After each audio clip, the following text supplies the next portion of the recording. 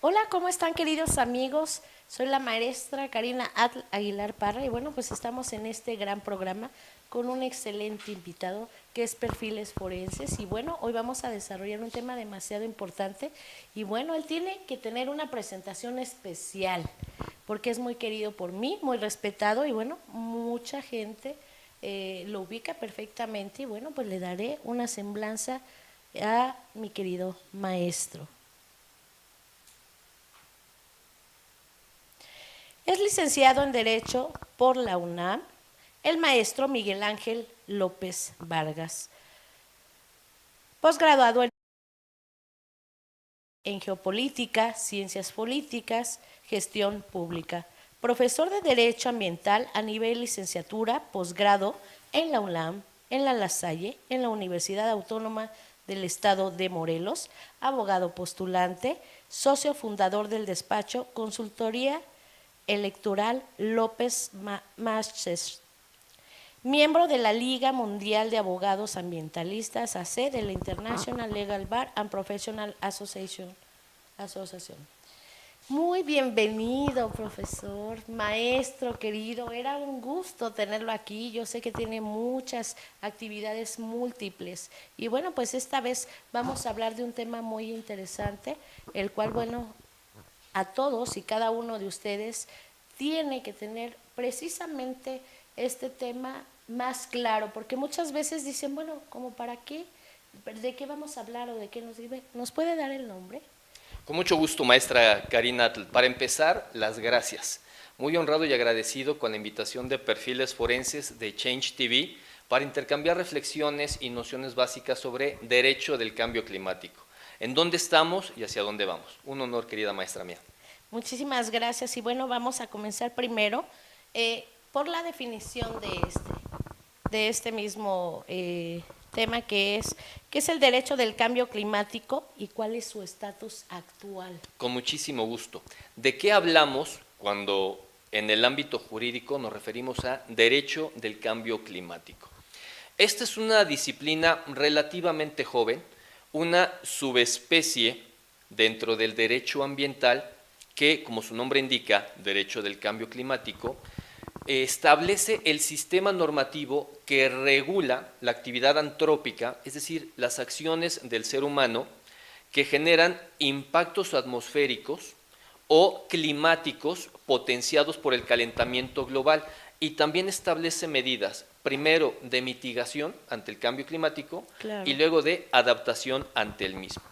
Y para que quede un poco más claro lo que es el cambio climático y el sistema normativo que tutela estas acciones antrópicas, me gustaría hacer un distingo entre clima, calentamiento global y cambio climático, para que vaya engarzándose la noción con la tutela jurídica. Lo que en el lenguaje cotidiano sociológicamente entendemos como clima, cuando en la televisión vemos el clima diario y sale el experto climático a hablarnos de, en realidad es el tiempo meteorológico diario, incorrectamente llamado clima. El tiempo meteorológico diario son las variaciones atmosféricas que presenta el planeta diariamente. Para que quede un poco más claro, el tiempo meteorológico es cómo está el cielo todos los días. ¿Por qué el cielo? Porque justamente es esta capa atmosférica que tiene variaciones climatológicas diarias. Amanece soleado, lluvioso, nublado, con vientos, etc. Eso es el tiempo meteorológico, diario, mal llamado clima.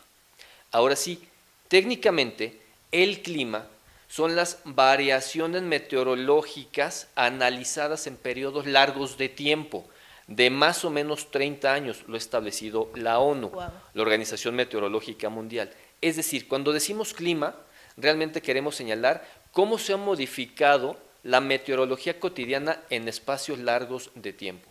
Y aquí un ejemplo adicional para clarificarlo.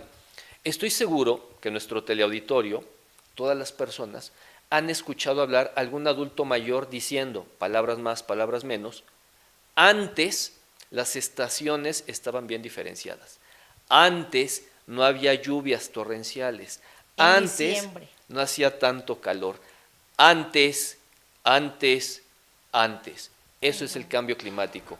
las variaciones meteorológicas en periodos largos de tiempo. Y entonces, el derecho del cambio climático, surgido más o menos en la década de los 90 y a partir de disposiciones normativas internacionales, establece regulaciones a las acciones, actividades del ser humano, principalmente industriales, no únicamente, particularmente industriales, que en esa actividad de transformación de bienes genera gases contaminantes, llamados gases de efecto invernadero. No es ocioso el nombre de estos gases.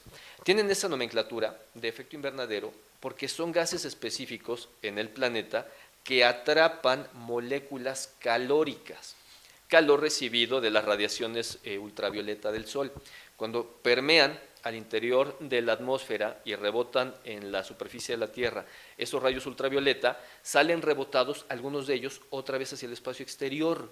Pero en esta expulsión y rebote, algunos son atrapados en esos gases que, insisto, atrapan esas moléculas calóricas y o en las nubes, lo que permite que la Tierra tenga una temperatura ordinaria y normal más o menos de 15 grados centígrados. Entonces, el derecho del cambio climático regula que la actividad del ser humano, en las multidisciplinas que el conocimiento humano abarca, en su actuar diario no genere ondas calóricas o gases de efecto invernadero que incrementen esta temperatura ordinaria. Y aunque en la realidad se están viendo rebasados estos parámetros todos los días, el propio derecho del cambio climático señala que hay que establecer medidas de mitigación, la semántica es categórica, es decir, atenuar esa generación y expulsión de gases de efecto invernadero, y por otro lado, ya habiendo sido expulsados e incrementando el calentamiento global que genera el cambio climático, ¿cómo podemos adaptarnos a ello? Mitigación y adaptación, digamos que son las dos caras de una misma moneda hablando de derecho al cambio climático. Y concluyendo su amable pregunta, maestra, que decía, ¿cuál es el estatus del derecho del cambio climático? Me permito señalar, es endeble, es naciente, aún le falta mucho camino por andar. Aunque tenemos ya casi 30 años de haber generado este marco regulatorio, primero internacional y luego doméstico, porque los distintos países adoptan esos sistemas normativos o regulaciones internacionales para volverlas derecho positivo nacional, falta mucho camino por andar. Quiero dar un dato estadístico a nuestro teleauditorio, si me lo permite. Claro que sí, adelante. Para justamente señalar en dónde estamos y hacia dónde vamos, y sobre todo cuánto nos falta. Me permito un dato estadístico, maestra mía. Al día de hoy existen 195 países en el globo terráqueo, en todo el mundo. La Comisión Económica para América Latina, la CEPAL, un organismo de la ONU, hizo un estudio respecto de las referencias constitucionales de la materia ambiental y climática en los distintos países. Entonces, de 195 naciones en el mundo, solamente 12 hablan de cambio climático en su constitución, ni siquiera el 10%. Y datos todavía más críticos. De esos 12 países, tenemos 5 países latinoamericanos, México no figura, 0 países, ninguno del primer mundo y ninguno de los países más contaminantes. Entonces, en nuestro país, nuestra Constitución tiene 5 menciones a la materia ambiental, 5 en toda la Carta Magna. Ninguna habla de cambio climático, de calentamiento global. Entonces, estamos en pañales y nos falta mucho andamiaje por recorrer. Claro, y viendo toda esta situación, y precisamente por hoy, precisamente es hoy la invitación que hacíamos para que usted pudiera entender, hacernos entender, entrar a este mundo desconocido, porque realmente me uno a él en esta situación. Nosotros nada más decimos, ay, hoy hace mucho calor. Hoy hace mucho frío, pero ¿qué crees? En diciembre calor y frío y al rato lluvia, y realmente hoy entendemos precisamente y cómo nos vamos a prevenir y qué podemos hacer para evitar. Precisamente tenemos por eso hoy al maestro. Y bueno, también otra pregunta interesante e importante sería, ¿cuál es el marco jurídico existente sobre el cambio climático? Con muchísimo gusto. Me permite una acotación brevísima inicial. En materia ambiental, todas las normas que existen en los distintos países, es decir, derecho positivo doméstico, primeramente fueron disposiciones de derecho internacional. Punto. Eso es importante entenderlo para conocer cómo paulatinamente se han insertado en los sistemas jurídicos nacionales esas disposiciones. ¿Por qué unas avanzan más que otras? ¿Por qué no se nos ocurrió antes alguna situación? Es decir, en materia ambiental, insisto, ambiental y por ende atmosférica y luego climática, todas las nociones y regulaciones jurídicas de cualquier país primero fueron disposición internacional y luego fueron derecho doméstico. Y esto tiene una trascendencia técnico-jurídica y procesal, y me explico. Internacionalmente son dos las categorías de normas que existen. Normas de derecho blando o soft law, que son orientaciones, invitaciones, y normas de derecho duro o hard law, ahí sí son disposiciones categóricas, derecho positivo, es decir, sancionable ante su omisión. Ahora, el marco regulatorio en materia de cambio climático es primigeniamente y principalmente internacional, sobre todo a partir de tres instrumentos principales, no únicos ni exclusivos. La Convención Marco de las Naciones Unidas contra el Cambio Climático es del año 92. Como su nombre le indica, una convención marco establece los parámetros base de actuación y es orientativa, derecho blando, como lo decíamos.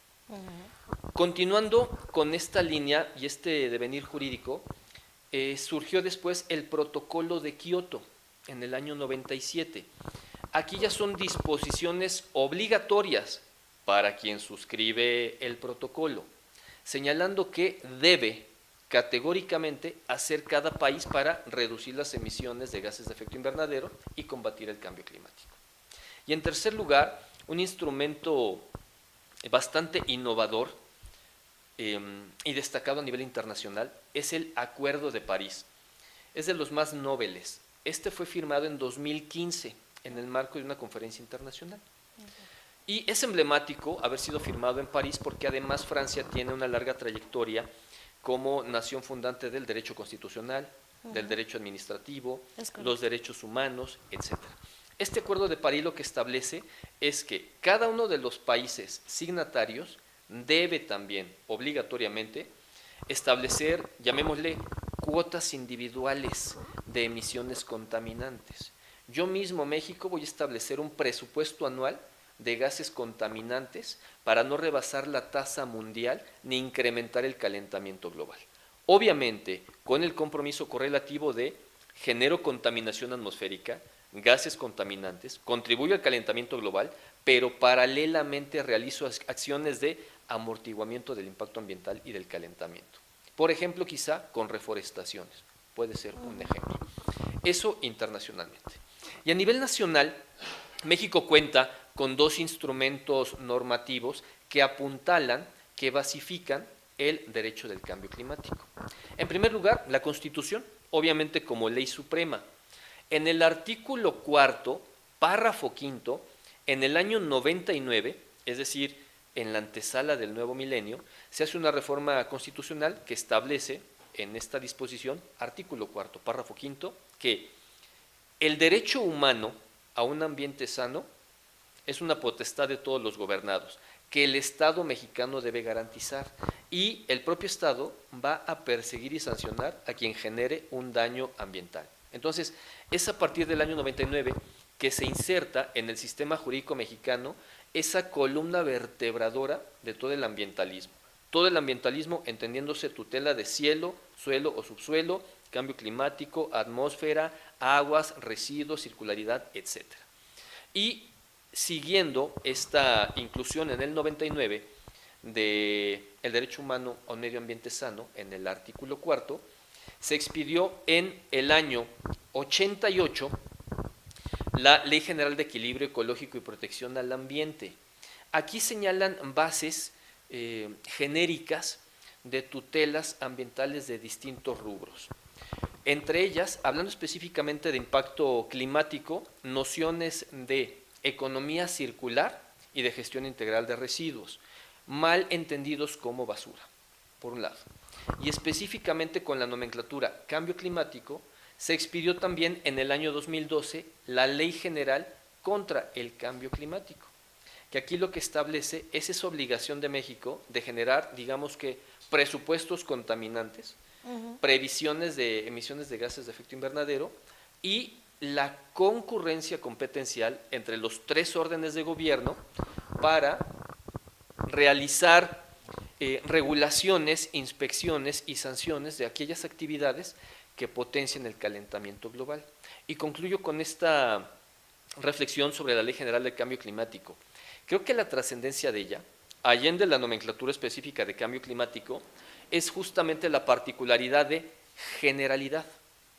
Para el ámbito jurídico, y quienes no son especialistas del derecho también, cobra trascendencia el vocablo ley general, porque este tema general implica y significa que los tres órdenes de gobierno obligatoriamente van a converger en el ámbito de sus atribuciones para generar acciones concretas que apuntalen el objeto de esa ley concreta. Entonces, la federación, las entidades federativas y los ayuntamientos o las alcaldías en la Ciudad de México deben, es obligación y lo señala la ley, realizar programas, planes y actuaciones cotidianas y permanentes para combatir el cambio climático. Eso es fundamental, porque ahí la ciudadanía mexicana, toda sin excusa ni pretexto, de todas las latitudes y de todos los ayuntamientos o las alcaldías, puede acercarse a su gobierno inmediato y señalar cómo se puede sumar a la acción climática internacional. Claro, porque es muy difícil, muchas veces tenemos el desconocimiento, precisamente para esto se abre este tipo de foros, de entrevistas, precisamente para conocer más allá, y nosotros como ciudadanos necesitamos saber qué hacer o qué podemos hacer, o si ya lo tenemos, cómo resolver. Pero en este caso, pues bueno, vamos paso a paso. También en esta pregunta, ¿existe casos legales en este momento sobre cambios climáticos? Venturosamente sí, y de nuevo, es el espectro internacional el que lleva siempre la vanguardia. Me explico. Hay dos casos emblemáticos en el concierto internacional que tienen una incidencia específica en el combate al cambio climático. El primero de estos asuntos, y el más famoso, se sustanció en Países Bajos en el año 2015. Es conocido en la Academia Ambientalista como el caso Urgenda. Me explico. Los ciudadanos de Holanda, un grupo de ciudadanos, se estaban viendo afectados por distintas emisiones contaminantes de sectores industriales aledaños a sus zonas residenciales y buscaron el apoyo de una ONG ambientalista llamada Urgenda, señalándose que estaban sintiendo afectaciones en su salud. El cambio climático tiene como una de sus aristas impactos en la salud humana y generan entonces problemas de salud pública. Una acotación, maestra. La pandemia penosísima y tristísima que vivimos hace un par de años por COVID-19, en estricto sentido, es una pandemia sanitaria derivada de un abuso al ambiente, específicamente del maltrato animal de ganado de consumo en mercados húmedos que detonaron en su descomposición generación de virus y bacterias. El virus COVID-19 en su descontrol generó esta afectación mundial y su contagio era por vía aérea, es decir, una contaminación del ambiente que generó un impacto en la salud pública. Entonces, esa es una particularidad de la tutela tan importante que debe tener el ambiente, siendo el cambio climático una de sus aristas. Me regreso al caso Urgenda. Estos vecinos de Holanda entonces estaban viendo afectados sus sistemas respiratorios por estas emanaciones industriales, acuden a la ONG Urgenda y esta genera un caso legal ante el Tribunal de La Haya, un tribunal local de La Haya. Obviamente se generan pruebas de cargo y de descargo y ahí es donde entran los perfiles forenses a cobrar importancia y trascendencia. Obviamente con los distintos peritajes forenses de expertos variopintos, expertos sanitarios, expertos en medición de emanaciones de gases contaminantes, periciales en daños a la salud, etcétera, Gracias a esos perfiles forenses y sus dictámenes es el que se fortaleció el expediente, con pruebas obviamente documentales, y el Tribunal de La Haya terminó fallando en favor de los vecinos, señalando que justamente el Estado holandés había fallado en sus tareas de supervisión de las actividades industriales que generaron la contaminación, y entonces debían sancionar a estos entes privados, a estos clústeres industriales, para que regularan esas emanaciones, generándose obviamente un pago a los vecinos afectados por los daños a su salud y creando el primer antecedente internacional de carácter doméstico, digamos, donde el Poder Judicial de un Estado indicaba al Poder Ejecutivo de ese mismo Estado la obligación de tener pulcritud metódica en la revisión de los estándares contaminantes autorizados a las empresas. Ese es un caso. El segundo caso, que a mí particularmente me encanta, y en las clases les digo a mis alumnos, es un caso emblemático, paradigmático y fantástico, que me encanta, me extasia, me sublima, me fascina, me arrebata, me enloquece y lo que haga falta. A ese grado y a ese nivel por la trascendencia. Este asunto es más novedoso. Surgió en 2018, inició la litis en 2018 y se sentenció en 2021, o sea, apenas ayer. Se llama l'affaire du siècle, el asunto del siglo. Y es maravilloso y lo resumo en lo siguiente.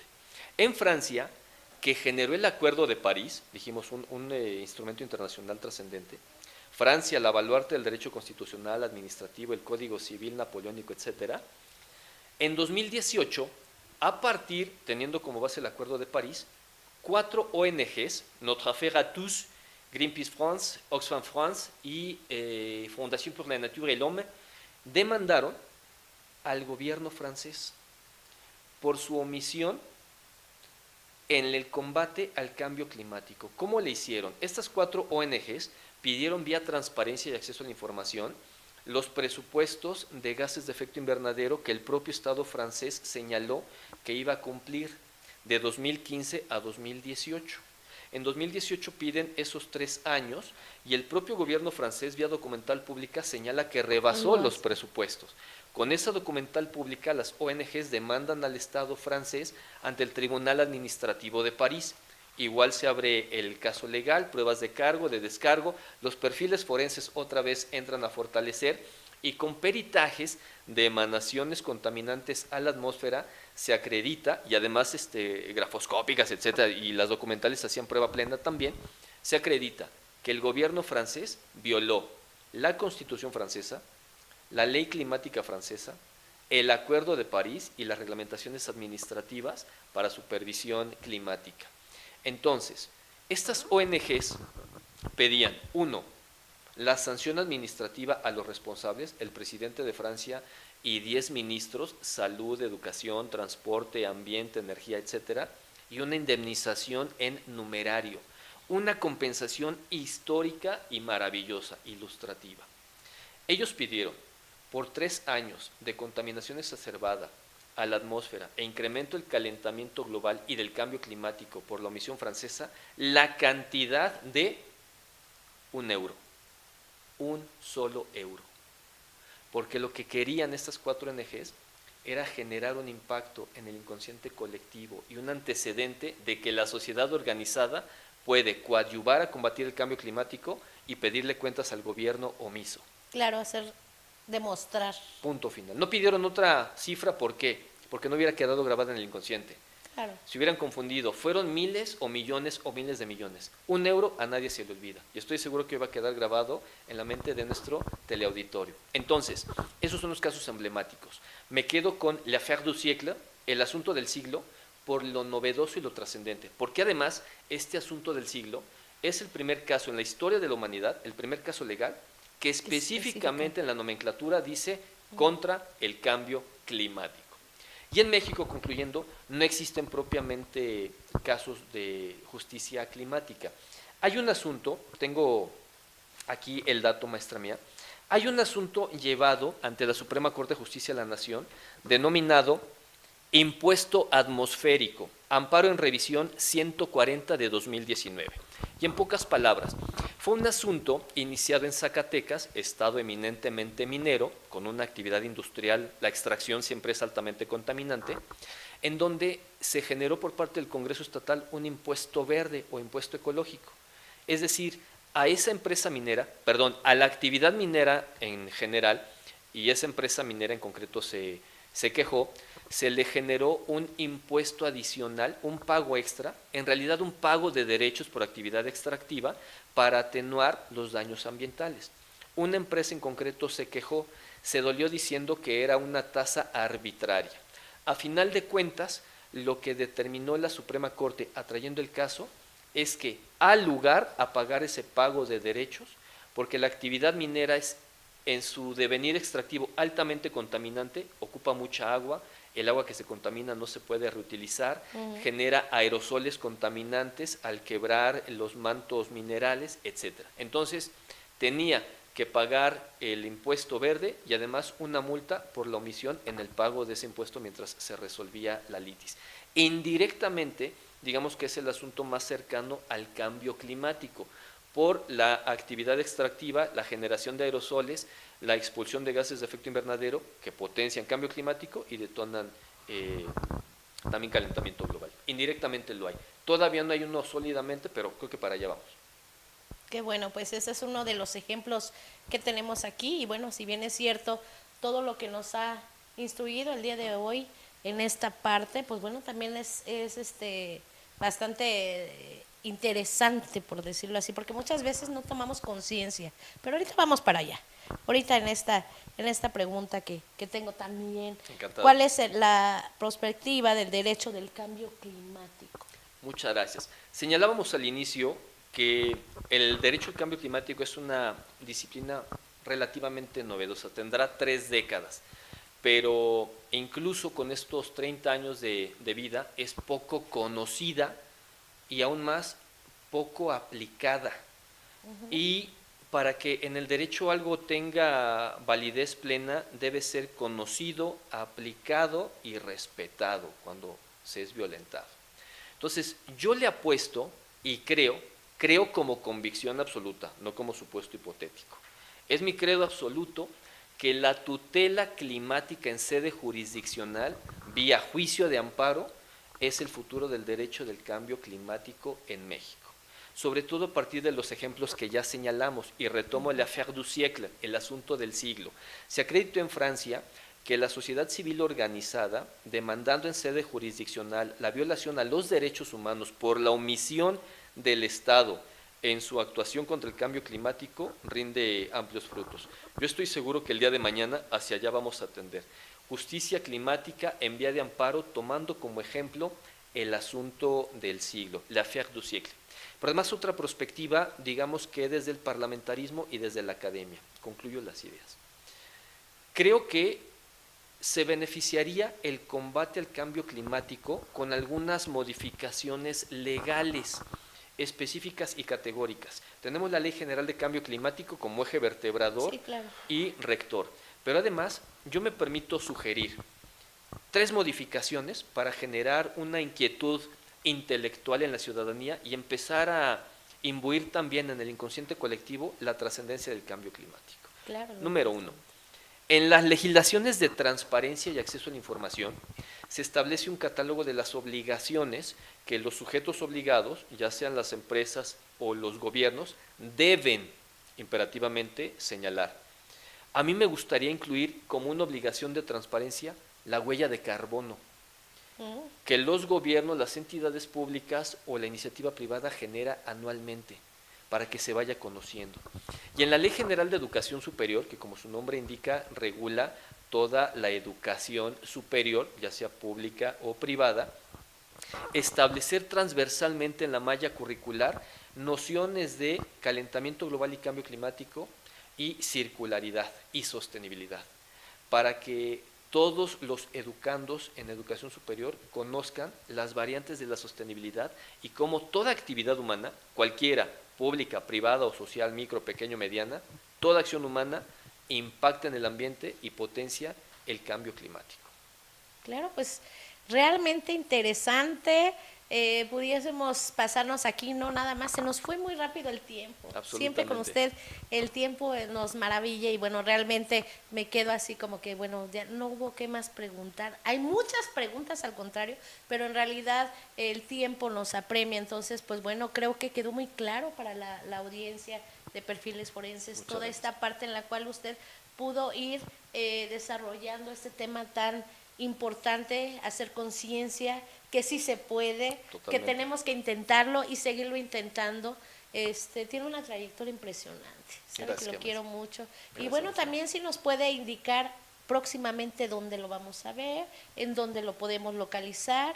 Y bueno, él es un excelente ponente internacional, nacional y bueno, también un excelente catedrático, ¿no? ¿Dónde lo podemos Gracias, encontrar, querida maestro maestra mía. Miguel? Reitero mi agradecimiento en primer lugar a Change Gracias. TV y al programa Perfiles Forenses. Es un honor y una distinción, maestra mía, compartir reflexiones con su teleauditorio y con usted, mi querida maestra Karina Atl.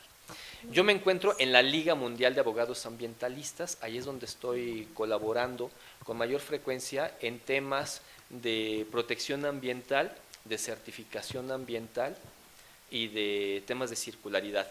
Tal cual pueden ustedes buscar en internet Liga Mundial de Abogados Ambientalistas y ahí me encuentran. Me suscribo a las órdenes de todos ustedes y de verdad muy agradecido, maestra, por esta distinción. Gracias a Perfiles Forenses, gracias a Change TV. Bueno, pues próximamente vamos a estar aquí en Chain TV, en Perfiles Forenses. Le mando un fuerte abrazo a la maestra Lorena, que bueno, pues continuaremos con este gran programa trayendo un montón de invitados muy especiales e importantes como usted, maestro. Gracias, querida maestra mía. Muy bien, pues bueno, estamos muy pronto viéndonos. Recuérdenlo, siempre estamos los lunes en 2:30 de la tarde en vivo aquí por Chain TV. Muchísimas gracias. Nos vemos muy pronto. Felices fiestas para todos.